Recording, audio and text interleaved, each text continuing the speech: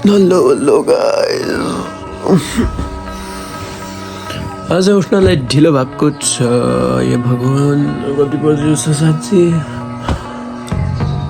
10:30 यार।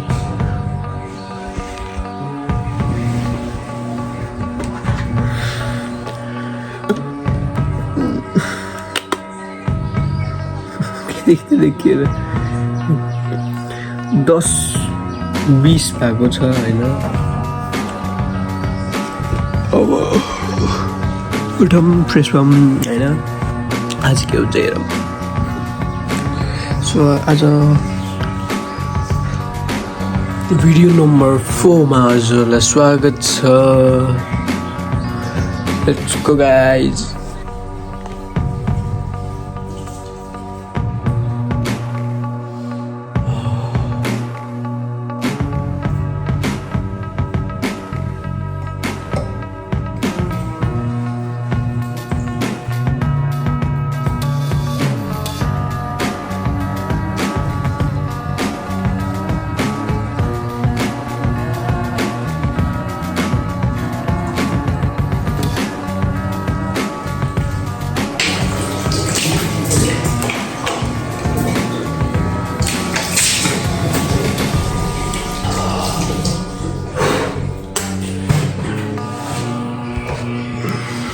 सो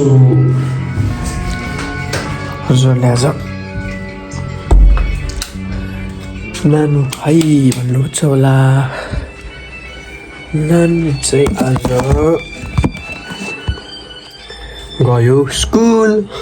भर्खरै चाहिँ मेसिनमा सामान के अरे कपडा हालियो। अब आज कस्तो मजाले घाम लाग्छ। बब्बाल छ बब्बाल आजको यो हाइट।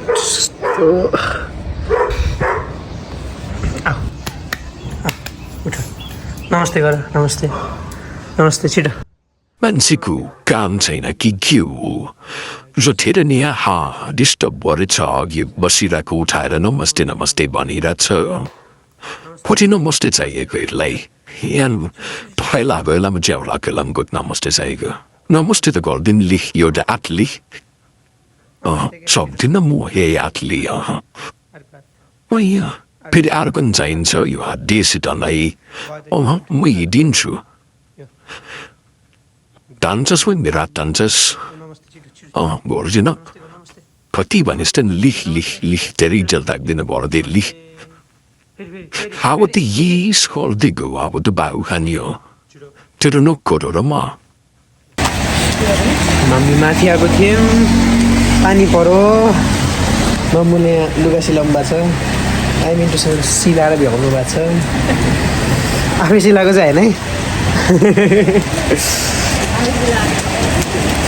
डिजाइनर हो फेरि। डिजाइन होइन मामु, डिजाइनर हो होइन।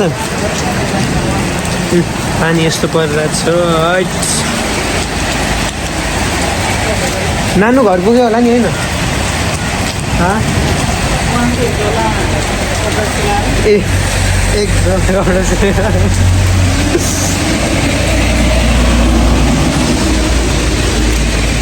चल्दैछ। ल रेनकोट लाउनु लिन। नलाउने त्यही भित्र राख्दैन। डिक्की खाली छ त।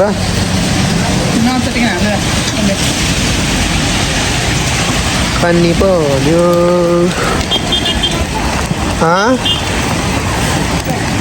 सानो ब्याग ट्राई हानौँ न।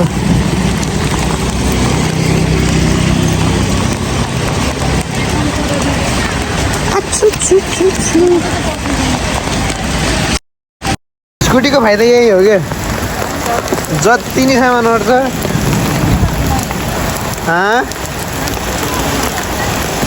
स्कुटी लिउँ परे होइन। बाइकै लिने, बाइकै। अब इलेक्ट्रिक किन भने नि ब्याट्रीले चल्ने खेलाउने कुरा हुन्छ। इन्जिनसँग पो खेल्ने हो नि।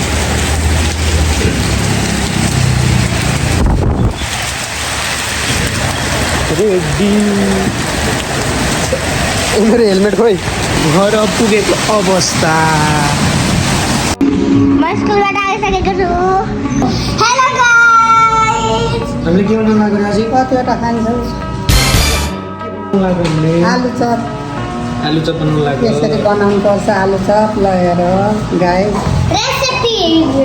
के राख्नु पर्छ यहाँभित्र यहाँ खोर्सानी लसुन प्याज अनि त्यही राख्यो अनि मोल्यो यसरी तयारी गऱ्यो अनि तेलको बान बसाल्यो अनि पानीहरू तेल बसाल्ने के यो त पानी बसाल्ने अनि यो तयारी भयो यो कसरी बनाउनु? तेलमा राख्ने यसरी यसरी हाम्रो मामुले चाहिँ के राख्नुपर्छ त हेलो मामु के बनाउँदै यो आलु चपलाई यो ब्याटर बनाएर यसमा डिप गरेर अनि के राख्नुहुन्छ यसमा चाहिँ मैले मैदा बेसन चामलको पिठो नुन बेसार गरम मसला स्वाद अनुसार अनि पानी राख्ने मिक्स मिक्स मिक्स हाम्रो पकौडा रेडी हुँदैछ ये बन्यो बन्यो बन्यो ल खाम हेलो गाइज म आज बनाउन लागेको छु राँगोको मासु पहिला सुरु मैले प्रेसर कुकर बसालेको छु यो तातो भइसकेपछि हामीले तेल हालौँ म चाहिँ प्याज खोल्साउनतिर लागेको थिएँ प्याज खोल्साइसकेपछि चाहिँ मैले प्याज चाहिँ टक्क लाएर चक चक चक चक चक चक चक चक चक चक गर्दै काट्न थालेँ ठ्याक्क प्याज काटेर ब्याएर तेल तातिसकेपछि जिरा हालेँ जिरा हालिसकेपछि मैले जिरालाई एकैछिन फ्राई गरेँ फ्राई गरिसकेपछि मैले प्याज लिएँ प्याजलाई चाहिँ स्याट राखेर मजाले भुटेँ अनि यो चाहिँ हाम्रो मासु चाहिँ हातमा लिएर कतिधेरै थियो अनि टक्क प्याज भुट्दा भुट्दै मैले चाहिँ सिङ्गो लसुन चाहिँ राखिदिएको थिएँ अनि सबै कुरा राखिसकेपछि मजाले फ्राई गर्दै जिरा प्याज लसुनलाई फ्राई गरिरहेको थिएँ एकैछिन प्याज चाहिँ हल्का गोल्डन ब्राउन हुनेजेलसम्म मैले भुटेँ त्यसपछि टक्क मासु राख्ने पालो आयो मासु भनेपछि मासु हो कि यार मासु भनेको मासु जिन्दगीमा छोड्न सकिन्न मासु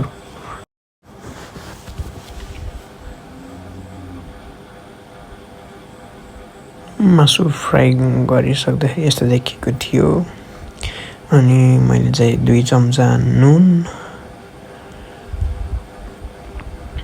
अनि मसला चाहिँ पछि राख्ने भनेर चाहिँ मैले बेसार आधी चम्चा जति राखिदिएँ यो चाहिँ हामीले पकाएको चाहिँ लोकल राँगोको मासु हो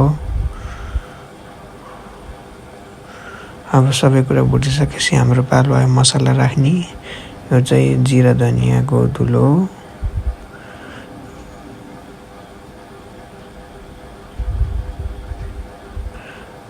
दुई चम्चा राखेको छु अनि यो चाहिँ मिट मसला यो नि 2 चम्चा राखेको छु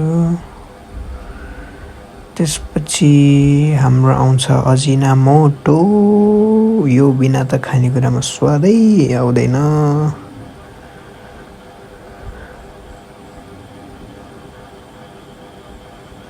त्यसपछि सबै मरमसला राखेर भ्याएपछि मैले लास्टमा हाले यो ल्वाङ सुकमेलको धुलो अलि टेस्टलाई इन्हान्स गर्छ त्यही भएर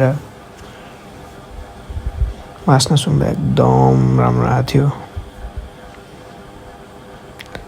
2 बडको पानी हालेर एकैछिन उमाले पानी हाल्ने बेलामा भिडियो खिच्न बिर्सेछु र पछि खिच्या हो अनि कुकरको ढक्कन लगाइदियो उम्लेपछि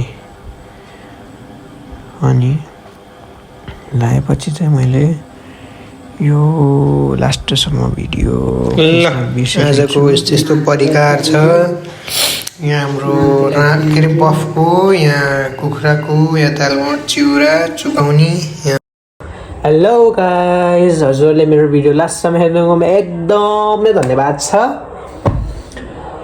आज मैले के गरेँ हजुरले अगाडि देखिसक्नुभयो आज मैले लिएर आएको छु अजी भन्नाले नेवारीमा हामीलाई अजी भनिन्छ अनि सबैले बुझ्ने भाषाले हजुरआमा भनौँ हाम्रो अजीले केही भन्नुहुन्छ सुनिदिनु होला